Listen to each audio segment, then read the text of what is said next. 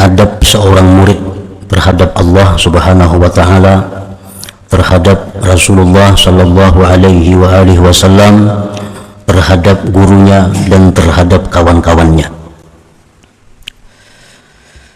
Al-adabu ma'allah mubadaratun tisali awamirihi wa jitinabi nawahi wa adamul i'tirad alaihi wa ala khaliqatih. Bermula adab terhadap Allah, bersegera menjunjung perintah, bersegera menjauhi yang dilarang Allah,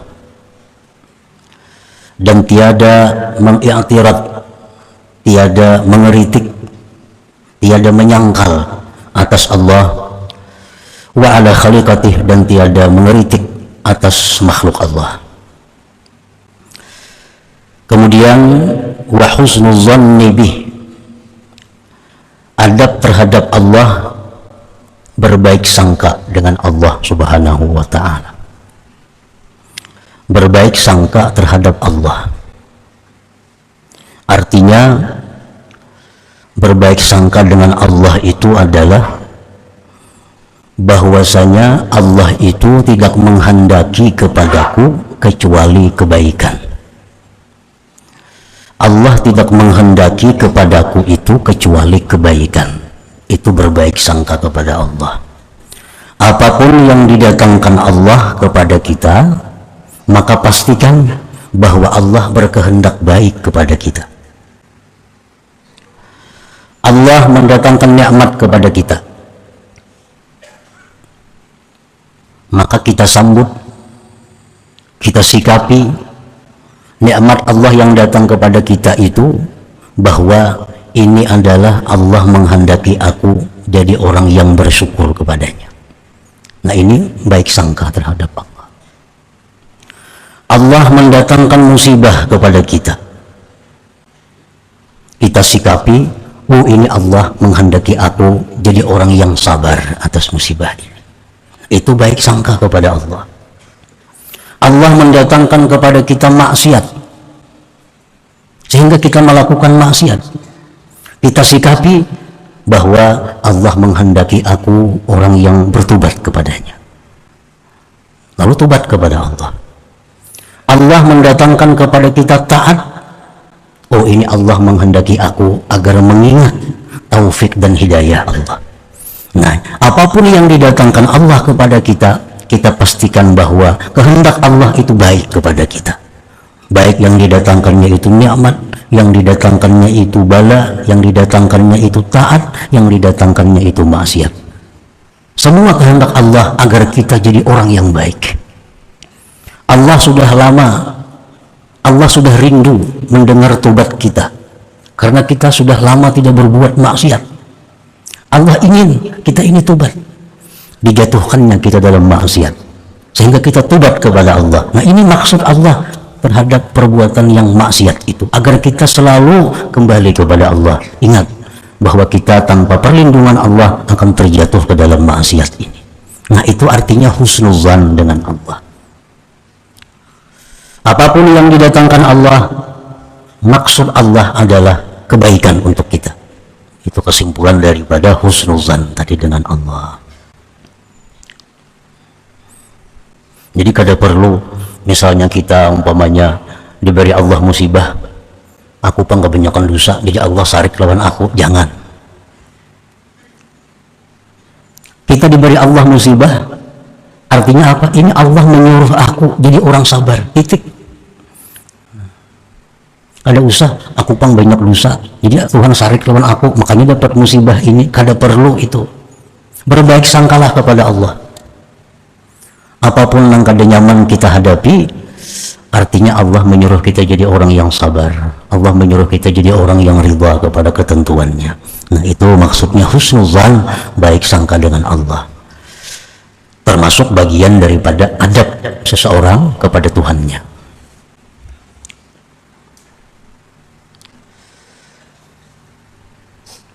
Wathiqatu biwa'dih, termasuk adab seseorang kepada Allah, percaya dengan janji Allah. Jangan ragu-ragu dengan janji Allah itu.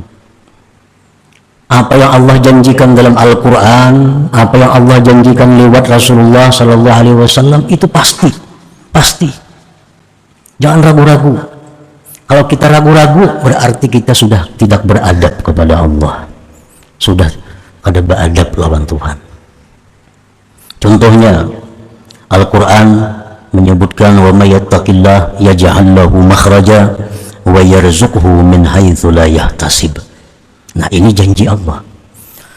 Barang siapa yang takwa kepada Allah, Allah akan jadikan baginya jalan keluar dari kesempitan, kesusahan, dan Allah akan berikan dia rezeki dari jalan yang tidak terduga-duga. Ini janji Allah. Asalkan kita takwa kepada Allah, hidup kita tidak akan susah. Asal takwa. Nah, kepercayaan seperti itu buat dalam hati kita, sedikit pun kada ragu. Kenapa kita sekarang jadi susah, jadi sengsara? Akibat dulu kada takwa, akibat dahulunya kada takwa. Sekarang jadi susah. Sana ada hutang, sini ada hutang, sini ada hutang. Kenapa? Dulunya kada takwa. Jakanya takwa kada sampai demikian terjadi. Karena orang takwa itu dijamin oleh Allah bahwa tidak ada kesulitan baginya, pasti ada jalan keluar, dan ada rezeki yang datang dari jalan yang tidak terduga-duga. Nah, jadi percaya dengan janji Allah itu adalah bagian dari adab seorang hamba kepada Allah Subhanahu wa Ta'ala.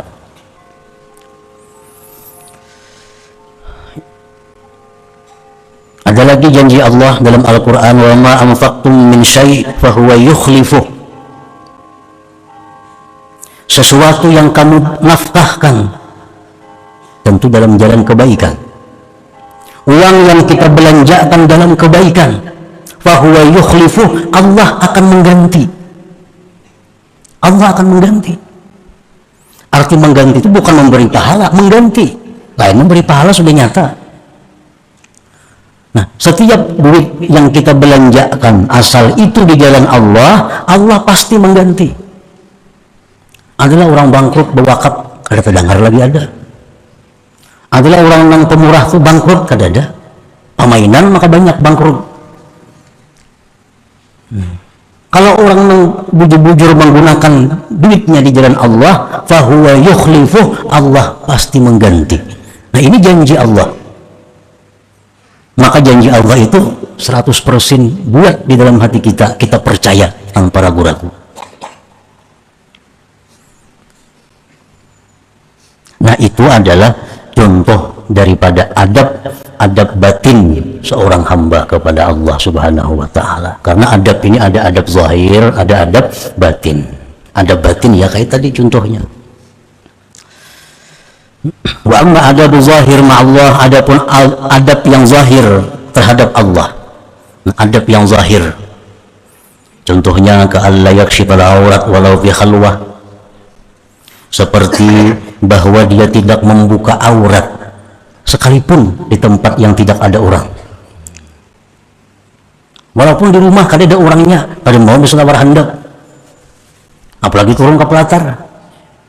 Di rumah, di tempat yang sunyi, ini kada mau buka aurat. Kenapa? Beradab dengan Allah. Nah, ini adab zahir. Wa alla yamudda rijlaihi ilal qiblah, dan seperti bahwa dia tidak menghunjurkan kakinya ke kiblat. Nah, jangan hendak berhujur menghadap kiblat. Itu kada beradab zahir kita kepada Allah. Karena kiblat itu Baitullah, rumah yang sangat diagungkan Allah. Kita berhunjurlah menghadap sana, itu jelas sudah zahir kita kada beradab dengan Allah Subhanahu wa Ta'ala. Nah, itu contoh-contohnya. Kemudian al-adabul batin ma'a Rasulullah sallallahu alaihi wasallam, adab batin beserta Rasulullah sallallahu alaihi wasallam, ayyakuna ahabba ilaihi min waladihi wa walidihi wan nas ajma'in, bahwa adalah Rasulullah itu orang yang paling dia cintai, melebihi daripada mencintai anak dan orang tuanya dan manusia seluruhnya. Itu adab kepada Rasulullah. Rasulullah itu mesti dijadikan nomor satu, lebih daripada anak, ibu bapak, siapapun daripada manusia. Ini adab kepada Rasulullah. Cinta kita kepada Rasulullah melebihi daripada cinta kepada siapapun daripada manusia ini. Nah, supaya kawal demikian itu, supaya bisa demikian itu, tentu mempelajari tentang bagaimana Rasulullah Shallallahu Alaihi Wasallam itu. Kalau kita kadang mempelajari tentang beliau, kita kadang akan bisa mencintai beliau seperti demikian. Kalau kita hanya kenal bahwa beliau itu hanya Rasulullah, hanya seorang Nabiullah, kita kadang akan bisa mencintai beliau lebih dari segala-galanya. Nah, perdalam tentang pribadi Rasulullah Shallallahu Alaihi Wasallam. Pelajari tentang bagaimana syafaat-syafaat beliau. Pelajari tentang bagaimana perjuangan beliau untuk kita. Makin banyak kita pelajari, pasti akan menambah kecintaan kita kepada Rasulullah Sallallahu Alaihi Wasallam. Termasuk kita membaca Maulid Nabi. Orang yang suka membaca Maulid Nabi, paham kada paham, itu akan diberikan Allah kecintaan kepada Rasulullah Sallallahu Alaihi Wasallam. Membaca Maulid Nabi, ketujuh mendengar Maulid Nabi, ada ngerti kada? Orang bakuriak 4 juga bakuriak, padahal kada paham apa yang disambat. Cuma berkahnya cinta kepada Maulid Nabi akan diberi Allah kecintaan kepada Rasulullah Sallallahu Alaihi Wasallam. Wa ayyuhibba ahla baitihi wa ashabah. Adab kepada Rasulullah batin adalah bahwa kita cinta kepada keluarga beliau dan sahabat-sahabat beliau. Itu sudah nyata. Bila kita cinta kepada seseorang, pasti kita cinta keluarganya, cinta kepada kawan-kawannya, sahabat-sahabatnya.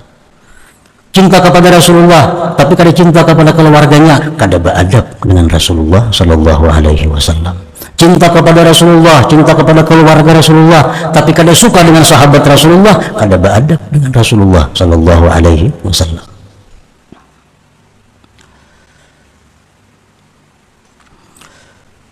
Wa ayyafraha bi annahu min ummatih, dan setengah adab lagi kepada Rasulullah Sallallahu Alaihi Wasallam bahwa kita ini gembira jadi umatnya.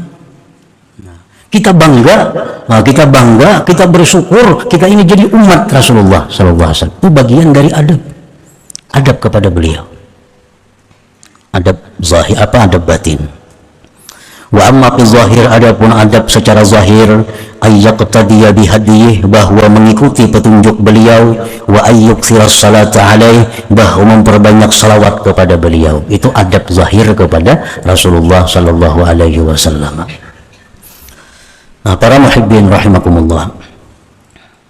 Kemudian lagi al-adab ma'a syaikhihi, adab seseorang beserta gurunya.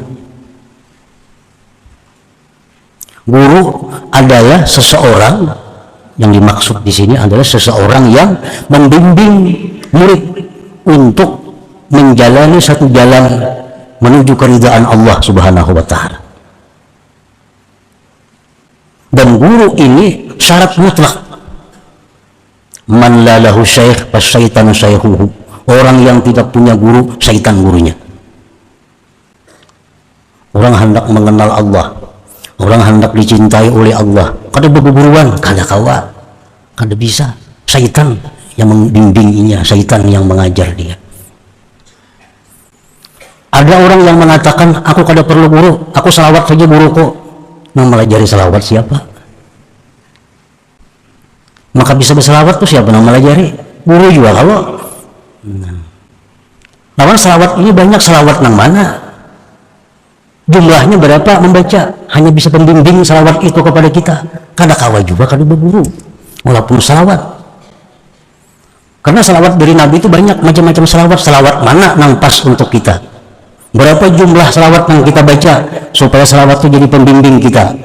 Apa 10.000? Apa 5.000 kali sehari? Ada tahu kita kalau ada guru juga yang memadahkan. Nah, al-adab ma'a syaikhihi. Pertama, ya'tikadu annahu alal haq. Ya'tikad dulu, keyakinan dalam hati seseorang murid bahwa guru itu adalah di jalan yang benar. Itu ya'tikad, bahwa guru ini ajarannya bujur. Amun kita ragu-ragu ajaran guru ini bujur kada usah berguru lawan itu. kada usah berguru. Kita ragu-ragu ajaran sidin itu bujur kada usah berguru.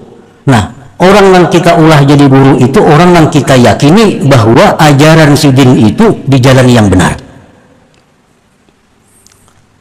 Maka itu diajarkan kepada kita sebelum kita memilih seseorang guru, kita perlu tahu. Pertama, perlu kita ketahui silsilah keturunan guru itu. Guru itu anak siapa? Cucu siapa? Paling kadang ke situ. Jangankan hendak milih guru, milih bini dia tahu nih kalau tuh anak siapa tuh bini itu orangnya. Jangan Nabi pilih bini keturunannya, apalagi guru. Keturunan siapa orang guru itu? Siapa abahnya? Siapa kainya? Bila kainya orang saleh, abahnya orang saleh, berarti guru ini punya hasab ngarannya. Hasab itu lebih dari nasab. Kalau abahnya aja saleh, kainya kada, itu punya nasab yang baik, tapi belum sampai kepada punya hasab. Kalau punya hasab itu orang yang abahnya saleh, kainya saleh, lebih lagi ke atasnya saleh lagi, minimal hingga kainya. Nah, satu itu karena keturunan ini sangat mewarnai diri seseorang. Nah, makanya Nabi menyuruh cari bini kalau itu keturunannya. Nah, demikian guru lebih daripada itu. Yang kedua, di mana guru itu dulunya menuntut ilmu? Artinya guru itu gurunya siapa? Di mana guru itu bahari mengaji? Nah, itu mesti diketahui.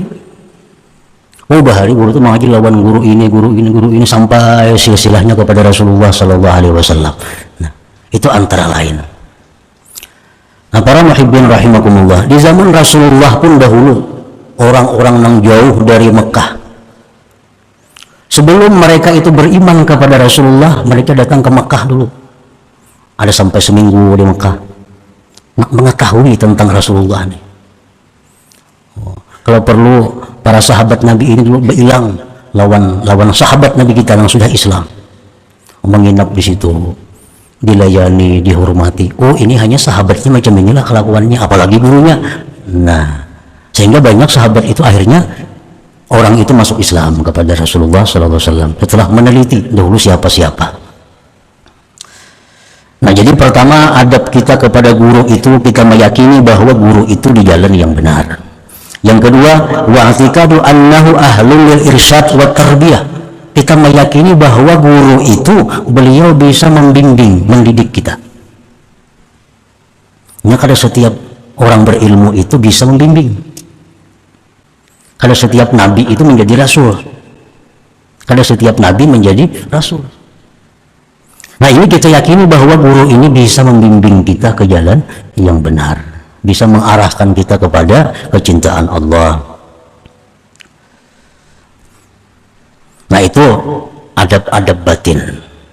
Wa adamul i'tirad alaih, tidak menyangkal atas guru itu. Kenapa guru tuh kayak itu? Nah, makanya sidin ka ini, nah kada boleh dalam hati itu. Karena kita sudah meyakini guru itu benar. Mau kita menyangkal, berarti kita kada beradab lagi. Wa adamul i'tirad alaih. Wa amma fi zahir, adapun pada zahir adab seseorang kepada gurunya ada wa muhuduri majlisi, selalu hadir majelisnya. Selalu hadir majelisnya. Balang kambingan kada beadab itu. Banu turun, banu kada, itu kada beadab. Nang tuha kana anu enggak sama aja kada beadab. Punang zahir adabnya.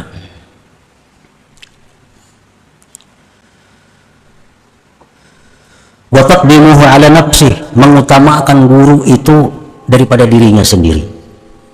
Itu adab zahir. Wa an la yarfa'a sautahu fawqa sautih, dan bahwa tidak menyaringkan suaranya melebihi nyaringnya suara gurunya. Kada boleh juga itu, melanggar adab dalam perguruan. Nah, para muhibbin rahimakumullah, jadi adab-adab seorang murid dengan guru itu untuk kesuksesan murid. Guru ini kada jadi soal, murid beradab kada beradab kada tahu urusannya. Beadab muridnya yang untung, kada beadab muridnya yang rugi. Bagi si guru kada ada urusan itu. Nah, kenapa seorang murid itu diperintahkan untuk beradab dengan gurunya? Karena gurunya ini adalah orang yang menghendaki si murid ini beruntung dunia akhirat lebih daripada orang tuanya. Nah, itu kalau seorang guru yang benar. Artinya guru yang benar itu menghendaki agar si murid ini jadi orang yang beruntung dunia akhirat. Hanya itu kehendak guru. Kehendak guru kepada si murid agar murid ini jadi orang yang beruntung. Ingat situ aja. Jadi seorang guru ini kadang menghendaki kekayaan si murid, kadang menghendaki itu. Kadang menghendaki duitnya murid, kadang menghendaki itu. Itu kadang guru ngarannya. Kehendak guru kepada murid cuma satu, murid ini jadi orang baik, titik. Ingat situ. Nah, makanya itu seorang murid ini wajib beradab kepada gurunya, bahkan lebih daripada orang tuanya. Karena kehendak baik guru kepada murid lebih dari kehendak orang tua terhadap kebaikan anaknya sendiri. Nah, itu adab-adab seorang murid kepada guru. Yang zahir tadi. Wal du'a lahu, mendoakan gurunya, itu bagian daripada adab. Mendoakan guru itu sebelum diberikan Allah kepada guru, muridnya lebih dahulu diberikan Allah. Misalnya si murid mendoakan guru, ya Allah mudahan guru ulun tuh murah rezeki, inya terlebih dahulu dimurahkan Tuhan rezeki hanya gurunya. Berdahulu diberi Tuhan daripada yang inya doakan itu sendiri. Wa du'a lahu.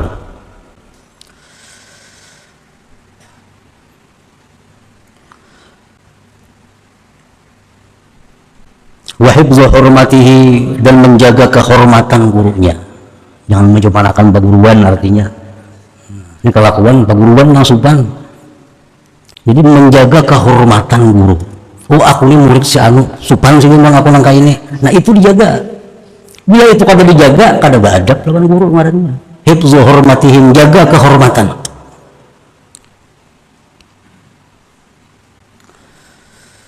Nah, itu beberapa bagian pokok tentang adab seorang kepada gurunya. Kemudian al-adab ma'al ikhwan, adab terhadap kawan-kawan. Pertama, husnul zanni bihim, baik sangka dengan kekawanan. Biasa seperguruan itu banyak kawan. Nah, si A, si B, si kawan baimbal menuntut ilmu. Nah, kekawanan ini, nah ini ada adabnya. Baik sangka satu dengan yang lainnya. Wa idkhalus surur alaihim, menyenangkan satu dengan yang lainnya, menyenangkan, menggembirakan. Wa nushu lahum, bermaksud baik kepada kawannya.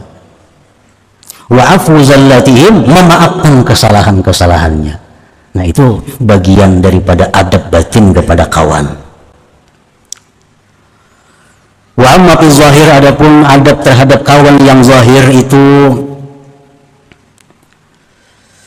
ayyahtamila adzahum, contohnya ayyahtamila adzahum, menyandang yang kada nyaman dari mereka. Kawan banyak, kadang-kadang ada kelakuannya yang kayak apa. Nah, yahtamila adzahum, menyandang kelakuannya. Misal seorang rahatan berzikir, seorang rahatan mengaji, ada kawan saya ini kuciak-kuciak besair apa kayaknya, kan terganggu seorang nih, sandang hal itu. Nah, itu artinya beradab terhadap kawannya. Misalnya kabarnya ada bisi kambing, umat naik ke rumah kita kambingnya, takannya itu. Nah, itu membakawan ngarannya. Misal dikit tersinggung, lawan kawan dikit tersinggung, itu kan ada bakawan ngarannya, bermusuhan itu. Orang kawan itu saling memaafkan, saling menerima, saling maaf, itu ngaran kawan.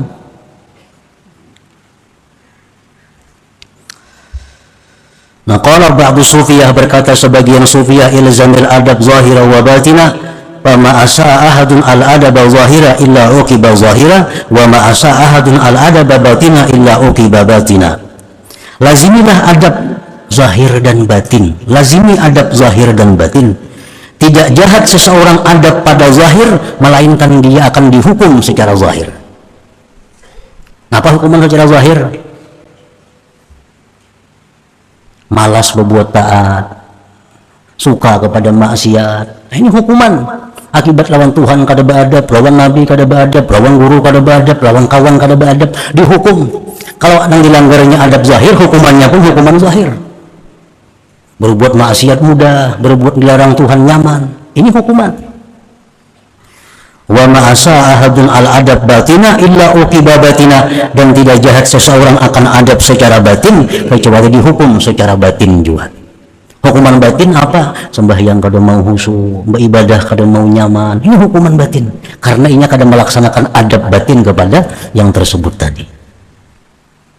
Nah itu mungkin kita kada menyadari.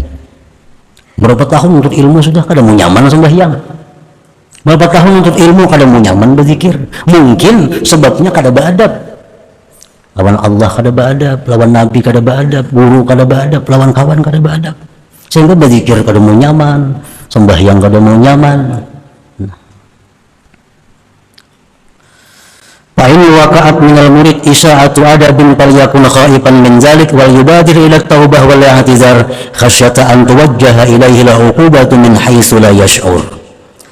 Apabila jatuh dari seorang murid jahat adab, maka hendaklah dia takut yang demikian dan segera tobat dan minta uzur, karena dikhawatirkan bahwa dihadapkan kepadanya hukuman dari sekira-kira dia tidak tahu, tidak merasa pada bahwa dihukum oleh Allah Subhanahu wa ta'ala. Nah, para muhibbin rahimakumullah, ini 4 adab kepada Allah, adab kepada Rasulullah SAW, adab kepada guru, adab kepada kawan, itu merupakan pokok dari adab-adab yang lain.